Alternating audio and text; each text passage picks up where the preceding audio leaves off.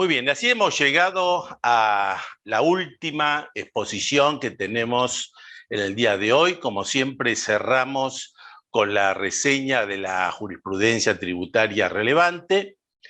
Insistimos siempre que nos preocupa o nuestro objetivo es tratar de informarles a ustedes la mayor cantidad de casos con los aspectos relevantes de la doctrina que podemos extraer de cada una de la jurisprudencia. Y empezamos con temas que están vinculados al procedimiento fiscal. Este caso que vamos a ver ahora, que viene del Juzgado Federal de Villa María, lo que contempla es el cambio de calificación que hace la AFIP, en este sentido el estado 3 de Sisa, o sea, de alto riesgo, en el sentido de que el fisco había determinado incumplimiento de obligación de ingresar y liquidar divisas por parte del contribuyente. Este contribuyente lo que hace es plantear una medida cautelar autónoma y el juez federal, haciendo caso de esta presentación, dispone que la AFIP suspenda los efectos de la comunicación por medio del cual se informó el cambio de calificación. ¿Basado en qué sentido?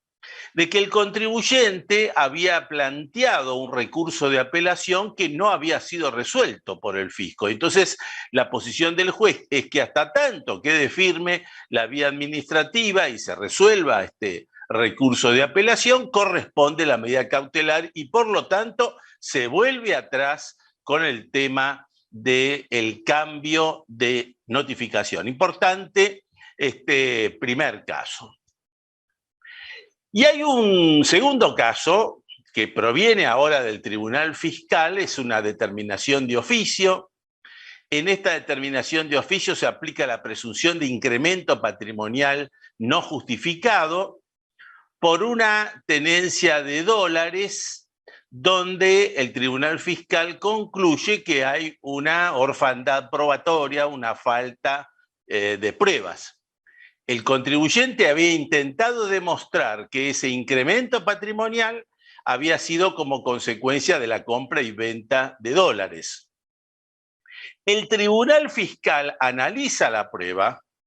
Al analizar la prueba, detecta que hay operaciones de compra, pero los boletos de compra carecen de datos que permiten identificar al cliente que había sido el adquirente de la moneda y por eso aparece este criterio de la orfandad probatoria y la confirmación de la presunción. De la Cámara Federal, de la Sala 5, el caso Axo, un caso realmente interesante. Acá se plantea la competencia del Tribunal Fiscal y la discusión es una acción de repetición de intereses que habían derivado del rechazo de la compensación que había sido imputada por la actora por créditos acumulados de libre disponibilidad que provenían de la declaración de ganancia mínima presunta contra un anticipo de ganancias. La acción de repetición estaba vinculado estrictamente y exclusivamente a los intereses, o sea, no se discutía tributo alguno. Y por esta razón, entonces, la discusión de la competencia o no del Tribunal Fiscal. Acá la Cámara termina concluyendo que el Tribunal Fiscal es competente porque la acción de repetición que está previsto en el artículo 81 de la Ley de Procedimiento no establece una restricción, como sí se establece para la apelación, respecto de la necesidad de recurrir conjuntamente el impuesto y el interés. Esto no ocurre en la repetición y por lo tanto, aun cuando la repetición se haga exclusivamente sobre los intereses, sin discutir tributo alguno, corresponde abrir la competencia del Tribunal Fiscal. Hay una reciente dictamen de la Procuración General de la Nación vinculado al tema que tantas veces hemos hablado, que se refiere a la multa por defraudación fiscal en el impuesto a las ganancias por salidas no documentadas.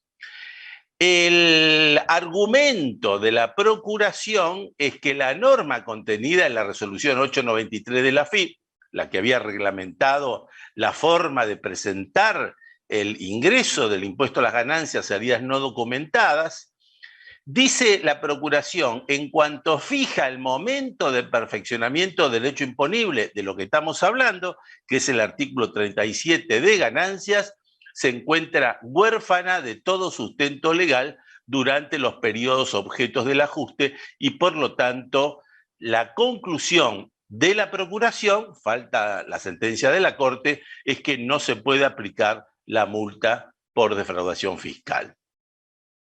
Y un caso que nos viene de la Cámara Federal, de la Sala 4, la aplicación de astreintes que se le hace a la AFIP ante la demora injustificada de suspender la retención del impuesto a las ganancias sobre jubilaciones en el marco de una medida cautelar. Esto estaría complementando lo que hoy nos hemos referido en la primera parte.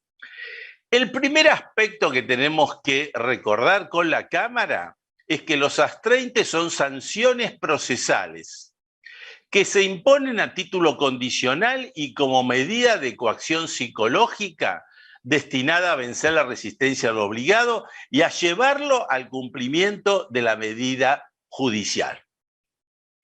En este caso, la Cámara confirma la aplicación de esta sanción procesal, los astreintes, hasta el momento del cumplimiento de la manda, y lo dice por qué la Cámara.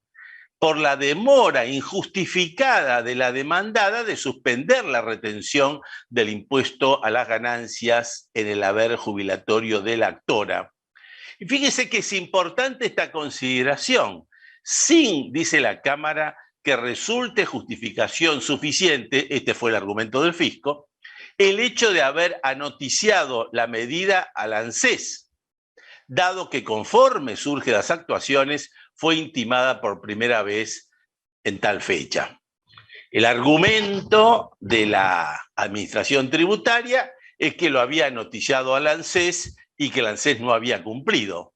Pero indudablemente acá la Cámara sostiene con muy buen criterio que la medida cautelar fue dirigida contra la AFIP y la AFIP se ha hecho como contradictor legítimo de la pretensión principal, por lo tanto se asienta una relación jurídica preexistente con la propia AFIP. Un fallo realmente muy interesante. Del Tribunal Fiscal viene otra causa, el caso Labrador Correa, donde se vuelve a plantear, aunque de forma procesal distinta, las retenciones del impuesto a valor agregado que se efectúa a un proveedor que fue tildado como apócrifo. En este caso, la vía procesal es de un recurso de repetición. Es el contribuyente que repite las retenciones del impuesto a valor agregado y el Tribunal Fiscal señala que si bien el ajuste fiscal impugnó el crédito fiscal que oportunamente había sido computado por el contribuyente, nunca se puso en discusión la existencia de la operación de granos. O sea, se parte de la base que existió realmente la operación de granos, esto es lo que hemos hablado en más de una oportunidad como una operación simulada relativa, y por esta razón la retención que la actora efectuó era válida. Este es el argumento por el cual se termina rechazando la acción de repetición. Y aquí nos encontramos ante un nuevo antecedente de un tema que hemos visto en anteriores oportunidades, pero con un criterio distinto de la Cámara de Apelaciones de la Sala 2. El tema es la doble sentencia del Tribunal Fiscal. En una primera sentencia lo que hace el Tribunal Fiscal es la procedencia de los intereses. En la segunda lo condona por aplicación de una moratoria a la cual se había adherido el contribuyente. Y acá la Cámara lo que señala que esa primera decisión está firme y consentida. Este es el punto central. Y al estar firme y consentida, no puede revisarse o volverse sobre ella en razón del principio de preclusión. Tenemos un amparo, este tema de amparo por mora, que vemos que insistentemente lo vamos teniendo, pero ahora en un tema distinto. La devolución de las percepciones por compra de dólares, la resolución 4815, acá hay una demora excesiva en esa devolución y como consecuencia de lo cual el Tribunal Fiscal hace lugar al amparo ante la ausencia de la actividad administrativa más el excesivo tiempo que había pasado y por lo tanto da un plazo de 15 días para que el fisco se expida sobre la solicitud que había presentado el amparista, es decir, si corresponde o no corresponde la devolución.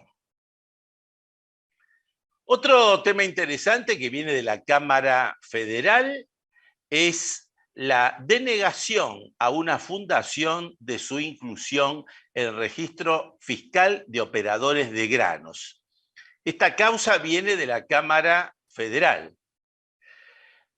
Se revoca la sentencia apelada, primera instancia, mediante la cual el juez había denegado la inclusión de la firma en el registro fiscal de operadores de granos, es decir, siguiendo el criterio fiscal, motivado en que la actividad que se pretendía desarrollar no estaba prevista en el estatuto y la falta de correspondencia entre los datos consignados en el aplicativo y lo que resultan de la escritura.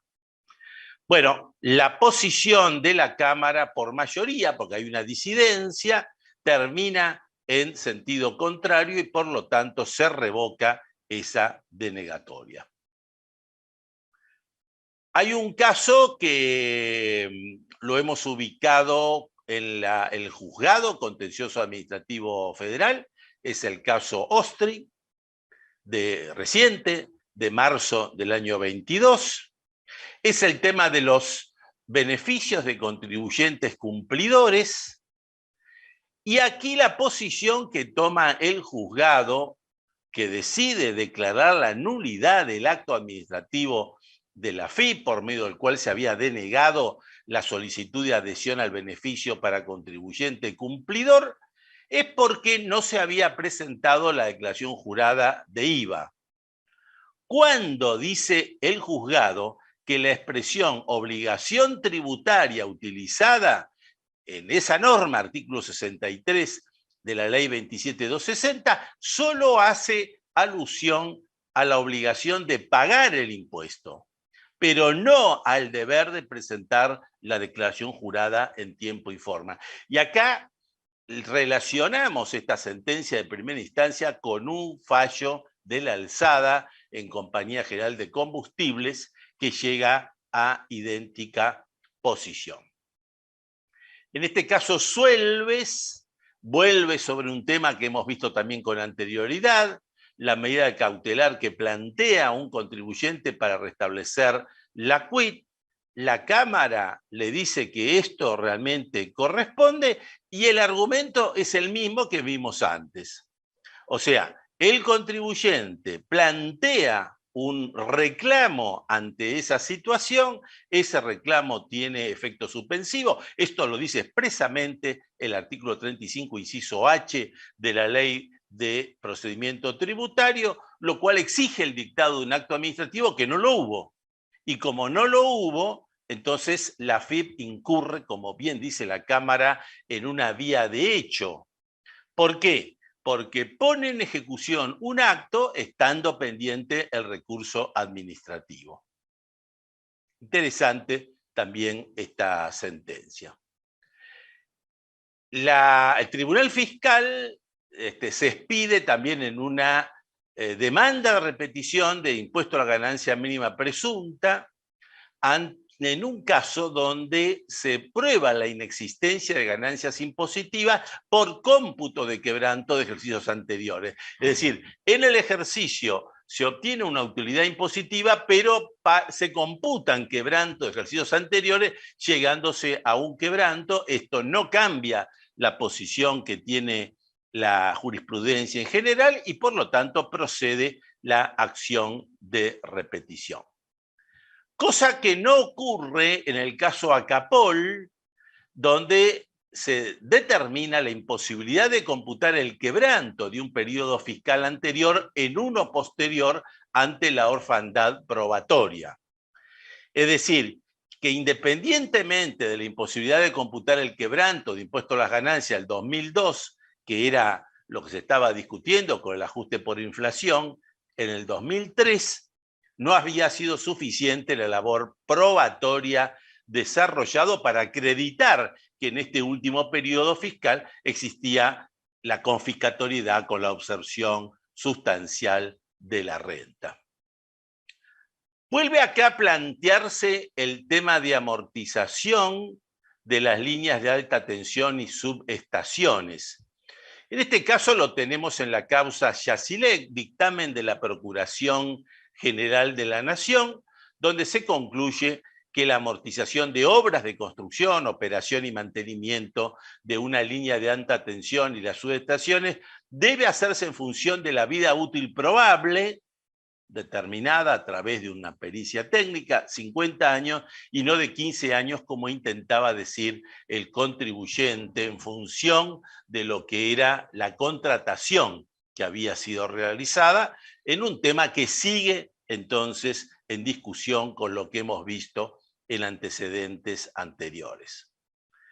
También un caso muy interesante que nos toca a todos muy de cerca, el caso Tavil de la Cámara, la Sala 4, donde se llega a la conclusión que los gastos de vestimenta del profesional, en este caso, ejercía la actividad de contador y además de director de sociedades, resultan deducibles del impuesto a las ganancias, y en este sentido, la conclusión de la Cámara es que esos gastos habían sido realizados con el propósito de mantener y conservar la fuente u obtener las ganancias grabadas. Y en base a esto, entonces, dispuso la procedencia de estos beneficios.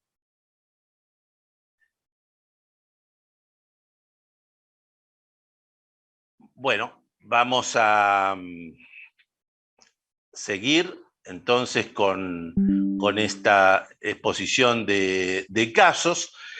Aquí tenemos un caso interesante que también viene de la Cámara Federal, el caso Brandi, donde se discute qué ingresos debe facturar el escribano, qué pasa cuando estos ingresos son por cuenta ajena, a los efectos de determinar los ingresos para el límite del monotributo.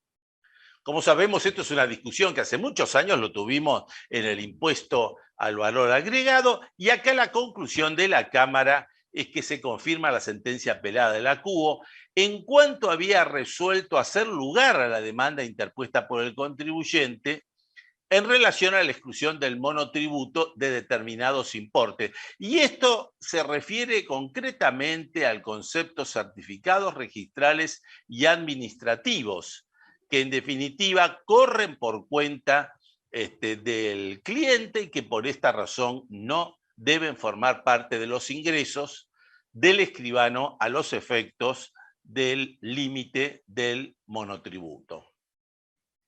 Bueno, en este caso que viene acá de la Cámara Federal, continuamos con la línea de la familia de fallos que venimos citando, donde dijimos que no se encuentra configurada la exclusión del monotributo por la emisión de los comprobantes sin la información respectiva realizada a la administración tributaria. Tenemos otros casos que también son similares de la misma sala, y esto porque se llega a la conclusión que aún en estos casos la documentación, la facturación resulta perfectamente válida.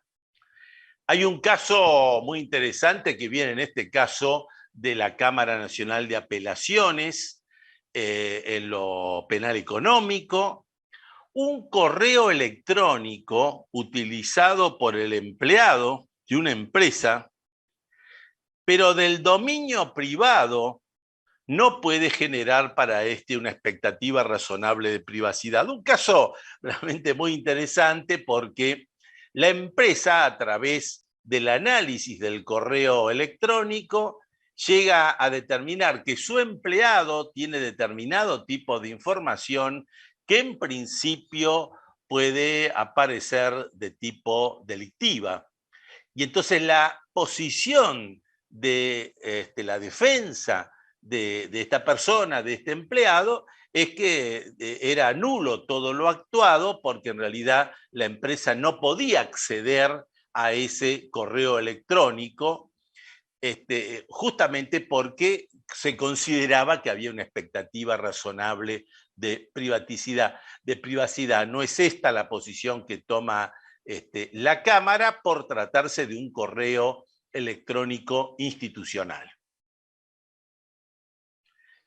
Hay en materia penal tributaria algunos casos que son realmente muy interesantes. Por ejemplo, del delito de asociación ilícita.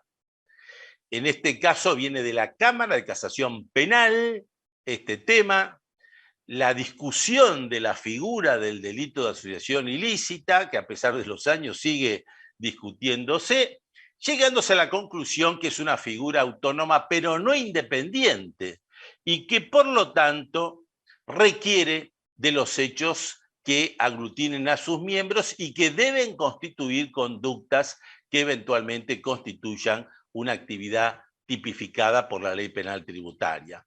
Es decir, no vale simplemente comprobar la existencia de la asociación ilícita como una banda organizada, sino además debe probarse que esa actividad de esa banda estuvo dirigida a generar delitos y que han sido probados en la ley penal tributaria. En este caso, Sedete, otro caso realmente interesante. Bueno, acá llega también la Cámara a la conclusión que para configurarse el delito de evasión fiscal no se requiere que el contribuyente cuente con los fondos suficientes para hacer frente al pago del impuesto en cuestión. Acá la defensa del contribuyente es que no podía haber una declaración engañosa, no podía haber una evasión cuando él no tenía los fondos suficientes. Y aquí la Cámara, con buen criterio, dice, bueno, pero en materia de evasión fiscal, el tema de los fondos suficientes no es un requisito para la configuración de la evasión fiscal. Del Tribunal Oral Federal de Bahía Blanca, bueno, esta línea que ya la hemos visto en otros antecedentes, la imposibilidad de suspender la acción penal por acogimiento a un régimen de moratoria, en este caso la ley 27260, en el caso de la insolvencia fiscal fraudulenta. ¿Cuál es el argumento por el cual no se puede aplicar la suspensión de la acción penal? Porque no se relaciona la insolvencia fiscal fraudulenta en forma directa con una obligación tributaria adeudada. Esta es la posición similar a la que ha adoptado la Sala 4 de la Cámara de Casación Fiscal. Y hay un tema, este tema lo vamos a relacionar con los datos de la AFIP que justamente nos hablara Cecilia antes, porque es un contribuyente que se presenta, se acoge a la moratoria de la ley 27.541, por lo tanto pide la suspensión de la acción penal y se lo rechazan. ¿Por qué se lo rechaza? Porque el juez, cuando le da traslado a la AFIP le contesta que la totalidad de la deuda no fue regularizada. Y lo interesante es que el contribuyente había recurrido al sistema de cuentas tributarias de la AFIP para determinar cuál era la deuda. En base a eso, en base a la información que le da la FIB, el contribuyente regulariza. Pero después se detecta que el sistema de cuentas tributarias no estaba correcto en lo que hace a la exposición de la deuda. Entonces, dice la justicia que las diferencias que pueden surgir entre la deuda que se exterioriza en el sistema de cuentas tributarias corresponde al control del contribuyente, pues él no puede desconocer su deuda y por lo tanto no puede atribuírsele o imputársele al fisco el error como consecuencia del monto consignado en las cuentas tributarias. Realmente un caso muy interesante para poner en marcha ese tema. Y en este caso, Roses, volvemos con el tema de la asociación ilícita, donde se requiere entonces la configuración de la evasión como consecuencia de eso, y como acá no se alcanzaban las condiciones objetivas de punibilidad, entonces no se estaba ante tal figura. En cambio, sobre un tema similar, que es la asociación ilícita, la Cámara Federal de Rosario, en la Sala B, llega a una posición totalmente distinta, porque dice que la asociación ilícita en realidad es un delito de peligro y por lo tanto no hay que determinar si se han dado en cada caso, la situación de las condiciones objetivas de punibilidad. En materia de previsión social también vamos a señalar algunos casos. Primer caso, la prescripción para repetir los recursos de seguridad social. El contribuyente que había pagado la alícuota al 21 en vez de la alícuota del 17%. Y la posición de la Cámara es que el plazo de prescripción es de 10 años y no de 2, como de alguna manera había interpretado la Administración Tributaria sujeta al entonces Código Civil. Otro tema vinculado al decreto 814, la producción de energía eléctrica, que es una actividad industrial y por lo tanto sujeta al 17% y no al 21%, como también había establecido la Administración Tributaria. Y un fallo muy importante que viene de la Cámara de Seguridad Social de la Sala 2, y lo destacamos este fallo porque cambia el criterio que venía teniendo la Sala 2 en el sentido que la demanda laboral, que reconoce la existencia de la relación laboral, interrumpe el plazo de prescripción. Aquí hay una demanda laboral, esa demanda laboral reconoce que hay una relación laboral, pero como pasó todo un plazo, se lo considera que esto interrumpe la prescripción a los efectos de determinar los aportes y contribuciones. Ahí tenemos una serie de fallos en sentido contrario. Así que esto, el caso Granja Tres Arroyos, implicó un cambio de criterio.